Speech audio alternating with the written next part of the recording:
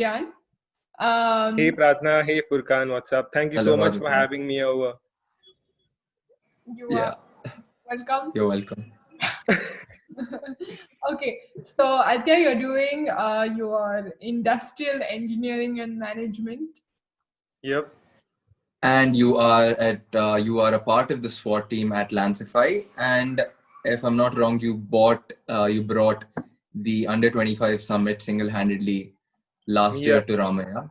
And you Yep. also Not are single-handedly though. Like I had like a partner with me. Her name was Gayatri. So she was my co-space warrior. So co-space yeah. warrior. So Aditya and Gayatri brought Under 25 to Ramaya. And you are an HR at Vicom and Campus Inc. That's a lot of accomplishments for a guy your age. Engineering student. For an engineer, exactly. Did you like just read out my Instagram bio or something? Possibly, Oh, we but you can't know. search. What do you mean? Okay, so we're going to ask you 4 questions. Okay. And Pratna will start with the first one. So yeah. Yes. So if there's one thing that you wanted engineering colleges to change, what would it be?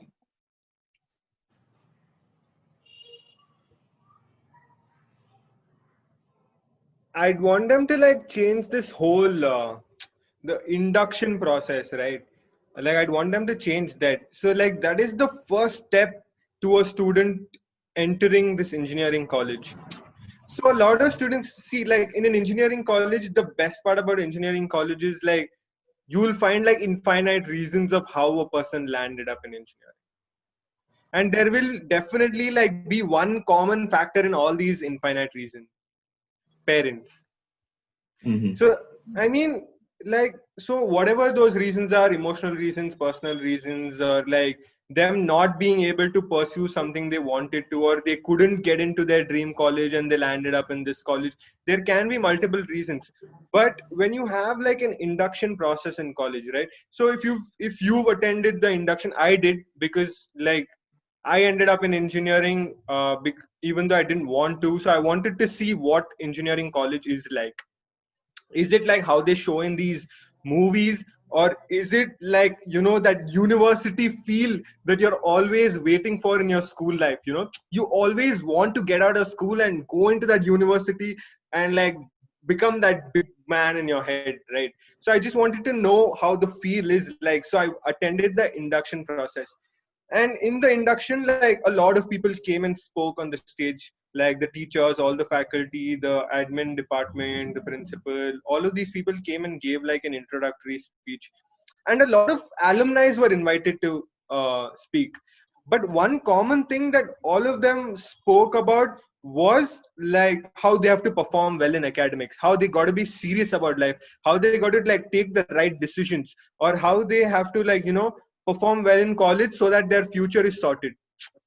Get it? Or like how they can, you know, like work hard during these 4 years and get that dream job so that like, you know, they can achieve what they want for their future life. Or and they can like, you know, add value to the college name, that yeah, like the student of Ramaya got placed in so and so company with so and so package. So this was one common thing. Even the alumni students, like usually it's all of these toppers. Like when I was uh, in my first year, so for the induction, they had called all of these toppers who, you know, top these entrances, like after engineering, their future masters and all of that. And all of them spoke about like, you know, how they used to like study so many hours during college, and like how they got those grades, how they worked hard, how they paid attention in class. So that's just adding on to the social checklist of that fresher who's entered this college, you know. So everybody has this imaginary social checklist, which has, you know, like the first thing would be like parents say हम middle class family से हैं, तो हमारे सपने middle class होने चाहिए. Get it? Like that's a Right. common thing which all of them would have heard. And like probably like the second thing on their checklist would be to get good marks. The third thing would be like to be in the good books of teachers, to be in the good books of people, to become popular in college. So like these are certain checklists which everybody comes to college with. And so like on the first day of induction, right, like the college should like try to eliminate this checklist out of the students who entered the college. they should be able to, give them like a fresh sheet of paper on which like they can start off like something new, something they're not good at, something they've never tried. Dude, we've never tried engineering. Like, we don't know how it is, we don't know how the subjects are, but we still landed up here for some reason. Probably like we were passionate about engineering only because we had some different pre-assumptions of how engineering is. Like, you know what, I'll do engineering and I'll build a car. That is the kind of thought process which like a 12th grade student has when they come to engineering. And only at the end of 4 years do students realize that all the thoughts that they had were completely wrong. Engineering is nothing. It's probably like the first step. If you want to build a car, probably like you would have to like study for like a couple of more years later. So it's like that never ending process. In 10th we were told that 10th ho gaya to sorted, 12th ho gaya to sorted, engineering ho gaya to sorted. But that's a never ending cycle wherein like at every step something else gets added and like you're again like slogging. So like you need that. So in your first year of engineering, you need that opportunity to start off fresh by forgetting all the events that have led to your present. Right. So it's the pre-existing bias created by you, or the pre-existing bias created by engineering colleges in general, which you have imbibed and then which you come to colleges. I'd say like it's a combination of both. Mm-hmm. Because like like that. see, the thing is, yeah. So the thing is like the the things that are happening in the college environment, you're not aware of it unless you've entered the college, right? So like, but you still get the same vibes even during your 12th grade and all that, because that is the same vibes that is there in school. Because your teachers have done engineering from some college, or they've studied some form of education from any college, and they're teaching you. So they've created that vibe in your school. And like you have like your students, your friends, like whose parents have done something related to engineering or medical or something. So they have gone through that whole process, and they tell their students, nahi beta aisa nahi hai, you need to study, you need to score well in your competitive exam. So obviously your friends will come and tell you what their parents are saying and what why they're doing what they're doing, kind of a thing. And at home even your parents are saying the same thing, because like they've gone through that whole process. And so like that process, that thing is already, that list is already created in your head. Like you've already have those assumptions ingrained into your head. And when you enter college, right, like when the teachers and the college administrations acting in the same way, so all those things that were feeded in your mind are getting ticked off. Yeah, my father was right, my friend's dad was right, my teacher was right. So Right. obviously come to a conclusion, yeah, they were right. Very nicely answered. That was really good. Okay, my second question to you is, do you think that being an engineering student defines or confines you and your abilities in any way? Like in my case, I'd say no, because Okay. like since day one I knew I didn't want this. So like I used this 4 years of college like as that opportunity to explore. So I'd made it very clear to my parents that what, like I don't think I want this, but like since I've gotten into this, I'm not gonna quit. Like I can give you the assurity that I'm not gonna quit, and like I'll perform fairly in my engineering. But please don't have expectations that my son is gonna top the college or get a gold medal or like even sit for placements and get that job. Like none of that is going to happen because I do want to continue. Like I wouldn't want to, like so I've gotten into engineering because you made the decision, but I don't want to make that decision of doing engineering all my life by landing that job. So I had that very clear in my head. So then I started exploring. So in my first year, like, so the thing is, so after that whole induction process, right, I asked myself one question when I got back home. Since that social checklist was tallying with everybody, I was on induction just observing all the students. I was observing the kind of competition there is in this university, or like the kind of students there are, like to provide that environment to compete with yourself, to compete with each other, kind of a thing. But I didn't get any of those vibes. So I got back home and I asked myself, who do you want to be? Do you want to be a somebody, or do you want to be just anybody? Like being that just anybody would be like following what the others are doing, and like probably like just ticking off those things off my social checklist by getting good marks or like being in good books and things like that. But I didn't want that. I wanted to be a somebody. So then I started exploring what are the things that like students in college usually do, and what are the things that the students in this college haven't done. So I started doing that. I entered these college clubs. So in my first year, I was a part of all the clubs. I was there, added to all the club WhatsApp groups. Okay. And then I went to all of these induction meetings and all.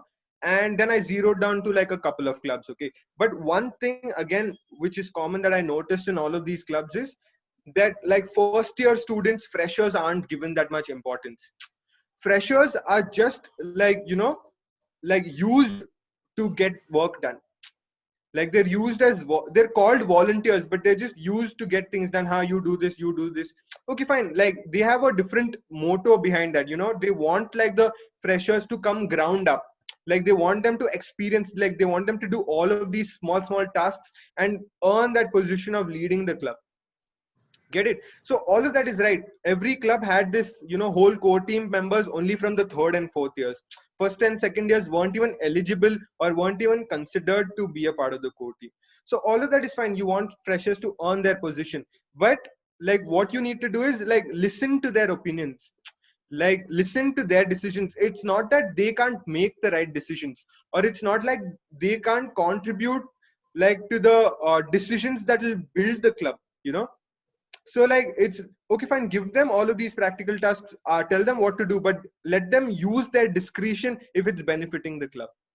Get it? So like since my first year, I was like this rebellious person in all the clubs I went to also, like especially I'd say in EDC also. So like every time, like the seniors after an event, they'd ask for feedbacks, right? I'd look around. Nobody would say anything. Everybody would be like, "Haan bhaiya, acha event tha, humko bahut maza aaya," and things like that. And like we enjoyed a lot, we learned so much and all of that. So everybody is just adding on to the positives. But the whole point of a feedback session is you tell them the negative. You show them the ground truth. You show them like what the attendees of that event actually felt. But everybody is in this whole process of like impressing the seniors just so that like they can get that particular position in the club. So what I do is like my feedback sessions usually would be like very long. I think like this podcast is also go on for a long time. But the thing is like my sessions used to be very long. I like straight up tell them, because I wasn't scared of anybody. They're not my teachers or they're not my parents who can, do anything to me like, or scare me. If you do this, I'm going to deduct your marks or something. Like they are just as you and I are. But like there's this whole different mentality in like students of generally in all colleges. They have like this different respect for seniors, which stops them from like saying anything to the senior irrespective of whether they're right or wrong. And that shouldn't happen. So I was against all of that, and I used to straight up say things in front of seniors and all of that. So that's how I was in college, and that's how, and like, but then every time I did that, I was shunned by all the seniors. So then I started exploring for opportunities outside college. I was like, see, because like the majority is ruling this college club. So unless like, like I show them that I am something, they won't consider me. Get it? So like to, like show my potential, I started finding opportunities outside, which certify me that, yeah, I've done this in this organization. So I'm capable of doing the same thing in this particular club as well. So it all started like that. And in my first year of college is when I, like first applied for under 25. So under 25 was one thing which I wanted to do ever since school. Okay. Like since like my 11th grade, I knew about this and I always wanted to be a part of this. And one fine day, like, this application link just striked up on Facebook and I went ahead and filled it. I didn't have like second thoughts to it. And like when I got selected also, I was super happy, and that whole process. And like it's been 4 years in under 25 since then. So then the day I joined under 25, okay, the first day at under 25, after like the first introductory speech, I was like, my college needs this. I don't know if the co-founders of under 25 like back then had already planned that they're going to do like 2 years after, like they're going to plan like a student program where they're going to select campus ambassadors from colleges and do this summit in campus. I don't know if they had thought about it, but I had. I was like, at any cost, this summit has to come to my college. This club has to come to my college so that like students understand how vast the outside world actually is and how powerful a student is.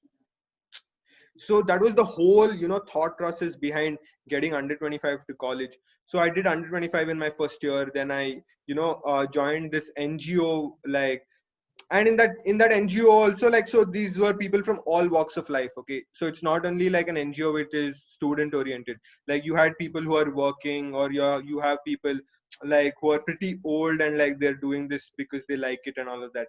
And over there also, like, I was like, I don't want to be a normal volunteer. I want to be like something, So my, like, when they're on the first day when you're asked to give your introduction and all of that, like, I gave like a kick-ass introduction. And like, one of the co-founders of the organization was like, hey man, I think you should try for a fellowship, like, you should like directly go to become like a leader in this organization. So I was like, cool man, and that was my day one in the organization. And like, the next day I get an interview call, and that dude is just like, bro, you're in, kind of a thing, you know so then, like, I joined like the whole leaders group, and that was like a very niche community where like you had like people who were older than you, more intellectual than you, more smarter than you in terms of marks and in terms of life lessons. Okay, so like, I was like, okay fine, this is my opportunity to make mistakes. So I'd purposely make mistakes. I'd purposely go late to the meetings. I'd purposely not take like a book to the meeting. I'd purposely not make any notes in the meeting. So I wanted to see like how these people react, because most students are like this. I was trying to be a normal student. I wasn't being myself. I was trying to be a normal student who makes a lot of errors, just so that like I can understand how these people react when somebody makes a mistake and how they handle that whole situation. So these are certain experiments I did on myself, just to learn whatever I wanted to learn, because I'm this person who doesn't like reading books. Okay, like, especially these self-help books and these novels and all of that, they don't have any pictures in it, dude. Like, I'm this guy who wants more pictures in a book than words. You grew Because up reading Tinkle? what? Amar Chitrakatha? You Yeah, grew I up did. reading Tinkle or Amar I used to read a Chitrakatha? lot of Asterix. I used to read a lot of Ah, Tinkle, Chacha Chaudhary, all of these things. So I was that kind of a right. person. Yeah. So then, yeah, that was like the whole process. And I think I personally feel like pictures speak louder than words, because in pictures you're not confined. Your imagination is not confined. Every single person can, uh, will have a different perspective, and like they can bring out different conclusions from the same picture. So that's the kind of thought process I wanted. I wanted to explore all the kinds of thoughts. So it kept on building. Then Viacom happened, and then Monster happened, and then like a lot of things happened, and then Lancify also happened. So Lancify was one of my, like, best things that I've done. Like, it was like a, a roller coaster of a journey in terms of learning. Like, my learning curve like just like grew exponentially after joining Lancify. So then I got Lancify also to college. I got Lancify to collaborate like with the ESL of the college, and we did like quite a few sessions, because I personally believe that, okay fine, I learned it outside college. I went out of college, out of my way to learn all of these things. But not all students can do that. Not all students will like probably like have the thought process, or even if they have the thought process, they might not have the time, considering all of their commitments and things like that. So I wanted to bring all of these things to college, so that everybody else can learn whatever I learned. And that's how I did what I did. That is, you have clearly stood out, very generous, and it's a very nice thing to do. Yeah, in see, fact, dude, like, you I think brought it everybody should for ask people. themselves one question. Like, I was 18 back then, so I asked myself, do you want to be a typical 18-year-old, or do you want to be like an 18-year-old who's looked up to by the other 18-year-olds? So you So it's wanted to be all a the leader. choices you make in life. Yeah. What reactions have people given you after you told them that you were more into extracurriculars in an engineering college rather than engineering actually? I didn't really get that from people, because I never, made them feel that I was doing more of extracurriculars than engineering. So I made like a good balance between those. So like, if I would do like a month of extracurriculars and not do any college work for a month, I'd catch up that college work in 3 days. So like, I gave that to myself, because I didn't want to like disappoint anybody, or like, I actually, like, I didn't want my parents to stop me from doing extracurriculars. Because usually there is this tendency in parents, if they feel their child is not performing well and things like that, they'll just be like, what, stop these extra things that you're doing, and focus on academics for a while. and things like that. And like I was like, actually like blessed to have parents who did understand that, what I'm learning where and things like that. But there was a point when my parents thought I'm doing a little extra of extracurriculars and extra of extracurriculars and not focusing on engineering. But then yeah, I try to like make them understand. And like there was a point where my parents felt that he's doing unnecessary voluntary work and things like that. But then when I showed them, so like what I did was, okay fine, I accepted everything they told me. Okay, then I started showing them what I'm learning, in all of these places. I started breaking down those lessons for them, and like they were like, okay fine, and they saw that change in me, so they were kind of happy with the results, and they were like, okay fine, go for it, kind of a thing. And in terms of college, I think I was like, I have like a bunch of like really supportive friends, so who are like, bro, you do whatever you have to. I know you're pretty busy. I know you have to go there, you have to go this, you have this event, you have that event, so you go there. We'll try giving you proxy in class, and like we'll give you the notes. So like one day before the exam, my friends used to just send me all the PDFs for all the notes. And like even the assignments, they just used to send it. They were like, bro, it'll take too much time, I think you take this and just copy it, kind of a thing. So like it was like probably like God just blessed me with like a bunch of supportive people. And yeah. That's great. It's really nice. Yeah. Okay, so the third question, the final question, you've answered most of it. So I'm just gonna ask you, if you had to advise someone, an engineering student, to think out of the box, to to see things differently, to explore themselves better, Yeah, and to not be confined, what would you say? dude, like I think like this has like a one line solution. And like you would have seen on my WhatsApp status, Prarthana would have seen, it's be brave to suck at something new. That this one line says a lot. Like it says a lot in terms of what all a student should do to get out of this social box, to get out, to scrap that social checklist and like go out there and do what they have to. And like I can probably like explain this line, because like I've come up like come down to this whole motto of be brave to suck at something new with a lot of like thought process. Okay, how was it for you to step out of your comfort zone? Because as Indians, I feel like, because we're always under the protection of our parents and we have older people constantly guiding us, I personally felt that I had, though it was a little natural to me, I personally felt that there was a little resistance just because of my surroundings to, just try something different, to try new things, to step out of the bubble that I didn't necessarily create for myself, but like the bubble I was already in. So how was it for you? Like, how did you step out of that zone? See, dude, I'll tell you one thing. Like, usually, like, people are like a product of their, psychological environment. More than like the parents and like the whole school environment and all of that, it's all in the mind. So it's like, it's your thoughts that, create your reality, kind of a thing. It's a simple law of attraction, dude. Whatever is that you focus on, right? It's those things that you see all around you, and it's those things that happen. It's a simple law of attraction. So it's all in the mind. Like like the fact that you said that like parents like usually like tell us, they try to limit our thoughts because of their limitations, or like our friends limit our thoughts because of their limitations. Like your friend probably, like, you go and like pitch an idea to your friend thinking that let me see their reaction. I've got this idea, but I want to know like if I should go pursue it. So you'll like pitch it to like different people, right? You'll probably tell your parents, you'll tell your friends. And if your friends say, no bro, dude, I don't think this is possible, you can't do it, hey, it's not executionable, bro. It sounds good in the head, but I don't think you can execute it the way it's in your head. Or like parents will be like, no beta, focus on academics, don't do these extra unwanted things and all of that. So I call this condition a tradition paralysis. Okay, because like all of these others who are telling you all of these things have like a disability, their limitations.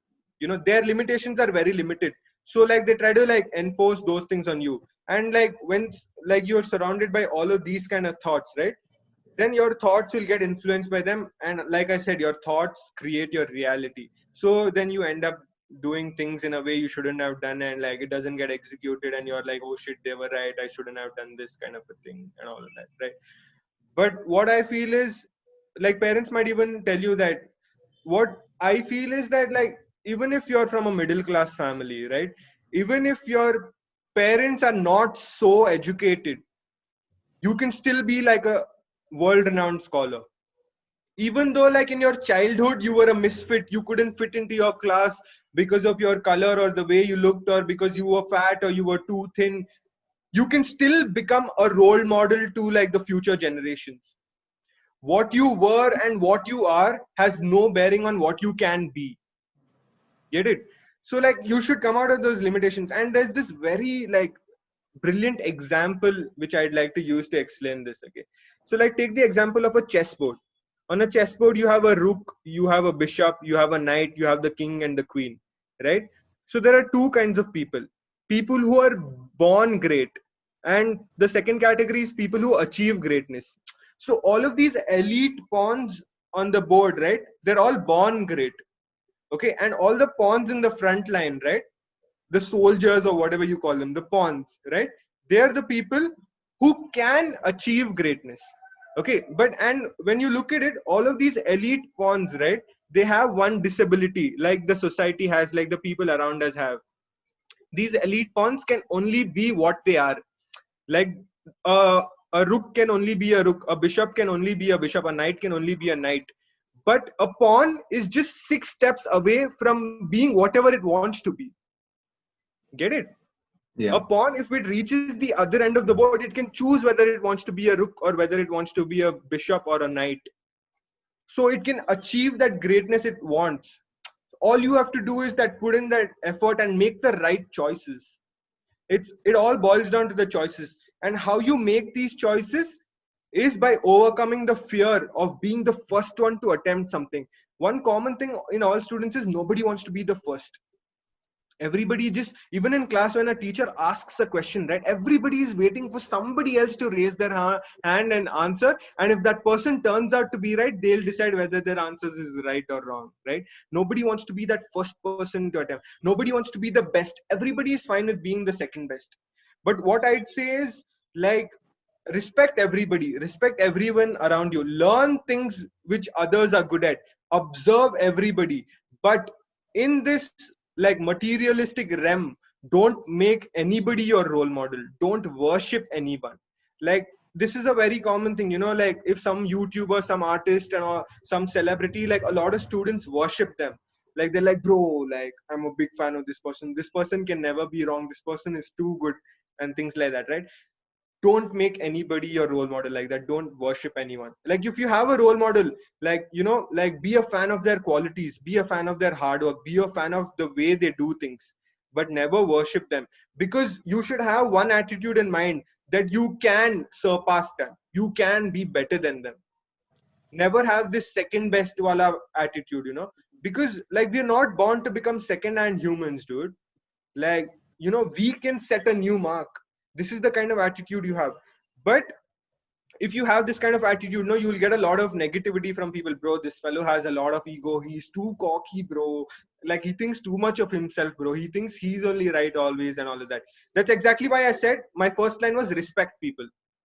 Like when you respect people and when you're grateful to all the people you're finding support, you'll never get this kind of negativity from people.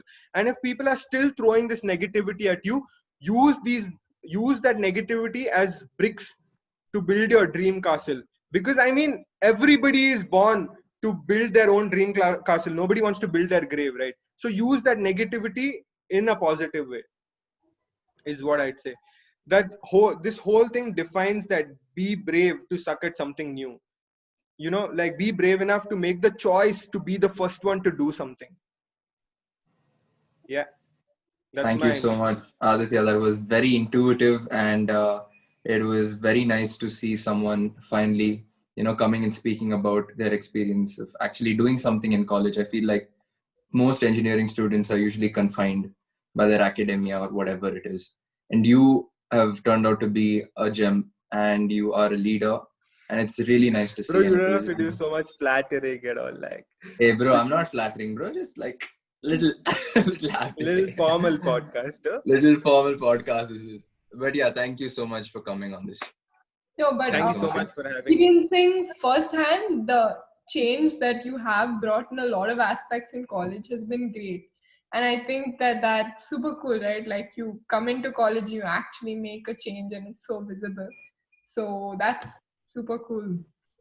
It's pretty cool. Like, it sounds cool because you guys have understood it. But the new challenge for me in this college is that, like, despite of me doing all of this, despite of me proving things, despite of me getting things to college, right?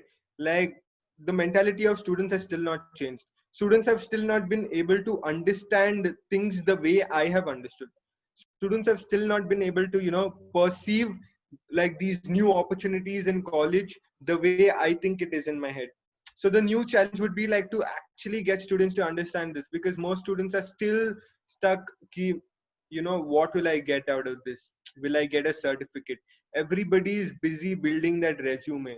Like, people don't understand that you should be your resume and not some sheet of paper, because you've written a lot of things on that sheet of paper, but when you go for the interview, if you're not able to justify what you've written, then what's the point?